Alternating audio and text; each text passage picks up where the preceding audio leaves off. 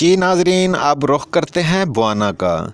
थाना बवाना में बनाया गया फ्रंट डेस्क अवाम इससे मुस्तफ़ीद हो रही है और बर वक्त दरख्वास्तों पर अमल दरामद हो रहा है। इस पर तैनात अमला बाइखलाक, ईमानदार, दयानतदार और फ़र्ज शनासी से ड्यूटी सर अंजाम दे रहा है और हर आने वाले सैल के साथ खुशसलूबी से पेश आते हैं। हुकूमत पंजाब का ये अहसन इकदाम है। रिपोर्ट कर रहे हैं Liaquat Ali Sipra, district reporter, city one news, Chiniot.